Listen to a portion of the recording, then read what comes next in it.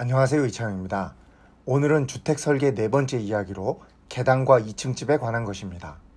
2층 집은 전원주택 설계 시 항상 고려되는 중요한 사항입니다.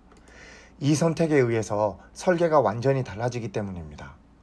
그만큼 이 선택은 매우 신중하게 여러 가지 조건을 검토해서 해야 합니다. 우선 2층 집의 장점을 살펴보겠습니다. 2층으로 집을 지으면 땅을 넓게 쓸 수 있습니다. 그림을 보면 쉽게 이해가 됩니다. 두 집의 땅 크기는 약 150평으로 같습니다. 집의 연면적도 약 40평으로 같은 면적입니다. 다른 점은 하나는 2층으로 지었고 하나는 단층으로 지은 것입니다. 쉽게 2층 집의 마당이 훨씬 넓은 것을 알 수 있습니다.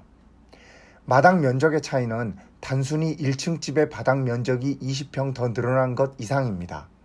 왜냐하면 집과 땅의 경계선 사이의 공간은 별로 쓸모가 없는 공간인데 이 공간의 면적이 단층 집의 경우 많이 생길 수밖에 없습니다.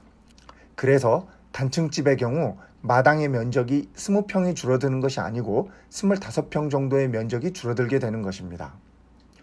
2층 집은 조망이 좋습니다. 2층은 높아서 당연히 시야가 넓습니다. 2층 집은 1층과 단절된 공간을 만들어냅니다. 즉, 조용히 공부하거나 사색하는 방이 필요할 때 2층에 서재를 배치하면 그러한 목적을 쉽게 달성할 수 있습니다. 단층집은 전체가 열려있는 공간이라 이런 공간을 만들기 어렵습니다. 대부분의 경우 2층 집이 단층 집보다 외관을 표현하기가 좋습니다. 즉, 설계 시 외관을 이쁘게 만들기가 수월하다는 뜻입니다. 이것도 하나의 장점이 됩니다. 2층 집의 단점은 계단입니다. 계단실은 1층, 2층 모두에서 공간을 차지합니다. 이동을 하는 수단이란 것 외에는 평소에 별로 쓸모가 없습니다. 또한 2층을 오르내리는 일은 생각보다 귀찮습니다. 특히 밤에 자다 일어나서 이동할 때 아주 힘듭니다. 그럼에도 불구하고 많은 분들이 계단에 대한 로망이 있는 것도 사실입니다. 공동주택에서는 경험하기 힘든 요소이기 때문에 스스로 설계를 할 때 꼭 해보고 싶은 부분이 되는 경우가 많으며 앞에서 살펴본 2층 집의 장점도 무시하기 힘든 부분입니다.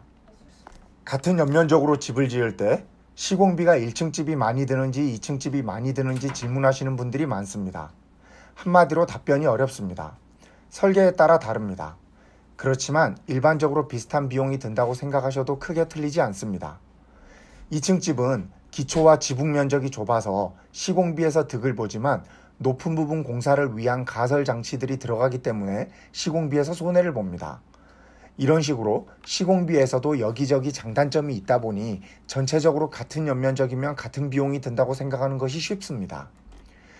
2층 집의 다양한 장점으로 인하여 단독주택의 경우 단층보다 2층으로 짓는 경우가 많다 보니 계단에 대해서 다양한 연구가 이루어졌고 그 결과 계단의 기능성이나 외관은 매우 다양합니다. 어떤 형태로 만드냐에 따라 집안의 분위기가 많이 달라지고 활용도도 달라집니다. 우선 계단에 대한 기초적인 설계 규칙부터 알아보겠습니다. 계단은 그 기능이 아주 중요해서 설계를 할 때 임의적으로 해서는 안 됩니다. 계단은 경사가 져 있고 각질 돌출물이 많으므로 넘어지면 상당한 부상을 동반할 수 있는 어떻게 보면 위험한 구조물입니다. 그러므로 그 기능에 맞도록 구조 설계를 아주 잘해야 합니다. 계단에 대해서는 법령에도 정해져 있는데 건축물의 피난, 방화, 구조 등의 기준에 관한 규칙 제15조 계단의 설치 기준의 상세히 규격에 대해서 정의하고 있습니다. 물론 이 규격은 학교나 공공시설 등에 적용되는 법령이지만 주택 설계에서도 안전을 위해서 가능하면 이 규정을 따르는 것이 좋습니다. 우선 계단 한 단의 크기부터 살펴봅니다. 법령에는 중고등학교의 계단인 경우에는 계단 및 계단 참의 유효 넓이는 150cm 이상, 단 높이는 18cm 이하, 단 너비는 26cm 이상으로 할 것으로 되어 있습니다. 이 법령을 기반으로 보통 계단의 단 높이는 18cm 이하, 단 너비는 26cm 이상으로 만듭니다. 일반적으로 주택 설계에서는 단 높이 17.5cm, 단 너비 270cm로 많이 합니다. 이제부터는 계단 한 단의 높이를 17.5cm로 가정하고 설명하겠습니다. 계단의 단높이는 전체 계단에 걸쳐서 일정해야 합니다. 사람은 계단을 오르내릴 때 단의 높이를 일일이 확인하지 않습니다. 몇 계단 오르기 시작하면 계속해서 그러한 높이로 계속될 것을 예상하고 움직입니다. 그러므로 중간에 단 높이를 변경하면 안 됩니다. 그러므로 1층에서 2층을 올라간다고 하면 1층 바닥면과 2층 바닥면의 높이 차이를 17.5cm로 나누어서 몇 개의 계단이 들어갈지를 계산해 봐야 합니다. 가능하면 1층과 2층의 바닥 높이가 17.5cm의 정수배수로 차이가 나면 좋은데 일반적으로 그렇지 못합니다. 설계를 아무리 그렇게 해도 1층, 2층의 바닥 마감을 하다 보면 딱 맞추기 어렵게 됩니다. 그러므로 현실에서는 1층과 2층의 높이 차이에 해당하는 부분에 몇 개의 계단을 놓을지를 계산할 때 한 단의 높이가 17cm에서 18cm 사이로 하되 전체적으로 같은 높이가 유지되도록 하면 됩니다. 예를 들어 1층 바닥과 2층 바닥의 차이가 2.6m라면 우선 2.6m를 한 단의 높이인 0.175m로 나누어 봅니다. 그러면 14.85가 나오는데 14단이 들어가고 좀 남는다는 뜻입니다. 그러므로 15단으로 한다고 가정하고 전체 높이를 15단으로 나누면 한 단의 높이는 2.6 나누기 15는 17.3cm가 됩니다. 계단을 만들 때는 계단의 상부도 미리 생각해야 합니다. 즉 사람이 오르내릴 때 천정에 부딪히지 않도록 일정 높이를 뚫어줘야 합니다. 이 높이는 법령에서 최소 2.1m를 확보하도록 되어 있습니다. 난간에 관해서도 정의하고 있는데 계단의 전체 높이가 1m가 넘으면 난간을 설치하도록 되어 있습니다. 일반적인 주택의 경우 거의 대부분 중간 높이 차가 1m가 넘으므로 무조건 난간을 설치하는 것으로 이해하면 됩니다. 계단 높이가 3m를 넘으면 중간에 계단참을 설치하도록 하고 있습니다.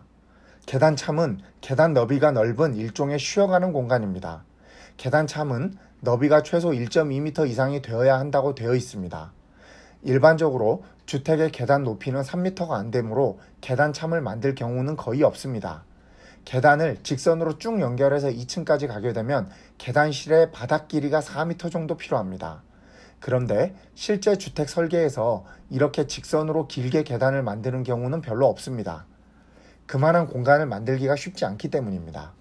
그러므로 실제 2층 집 설계에서는 대부분 돌아서 올라가는 계단을 만들게 됩니다. 예를 들어 그림과 같이 회전하게 되면 바닥 길이가 3.1m면 됩니다. 중간 계단참에도 계단을 만들면 그림과 같이 계단이 사용하는 면적을 더 줄일 수 있습니다. 계단 아래는 빈 공간이기 때문에 보통 수납 공간으로 많이 사용합니다. 그림처럼 계단을 계단실 안으로 가두지 않고 오픈하여 공간을 살릴 수도 있습니다. 다락방의 경우 자주 이용하지 않는 경우는 고정형 계단이 아니라 접이식 사다리 형식을 택할 수도 있습니다. 1층 집이냐 2층 집이냐 선택에서 가장 중요한 판단 기준은 집의 전체 연면적입니다. 즉 연면적이 좁은 집, 예를 들어 집을 20평 이하로 짓는다면 대지의 면적이 아주 작은 경우가 아니라면 거의 무조건 단층 집을 선택하는 것이 좋습니다. 연면적이 좁은 집은 2층을 선택해서 얻을 수 있는 이득이 거의 없습니다. 반면 집의 연면적이 35평 이상이라면 대지가 아주 크지 않은 이상 2층 집을 기본으로 생각하는 것이 좋습니다. 연면적 20에서 35평의 집인 경우가 선택하기가 아주 어렵습니다. 이런 경우에는 설계 시공 경험이 많은 분들과 다양한 가능성을 열어두고 상담해 보시는 것이 좋습니다. 1층 집도 아니고 2층 집도 아닌 경우가 복층형 집인데 다락방을 이용해서 간소한 2층 집을 구현할 수 있습니다. 이러한 복층 설계를 잘하면 2층 집의 장점을 수용하면서도 건축 비용을 상당히 절감할 수 있습니다. 집의 설계는 전적으로 건축주의 필요에 의해서 결정되어야 합니다. 즉 1층 집이냐 2층 집이냐의 문제도 건축주가 집을 어떻게 활용할지가 아주 중요한 요소입니다. 그렇지만 길게 생각한다면 추후 매매 시 어떤 설계가 더 유리한지도 항상 생각해야 합니다. 그러므로 설계를 할 때는 건축주가 원하는 내용들을 잘 반영하되 그것이 일반적인 설계 원칙을 너무 벗어나지 않도록 하는 것이 중요합니다. 너무 특별하게 설계된 집은 향후 매매 시 불리할 수 있습니다.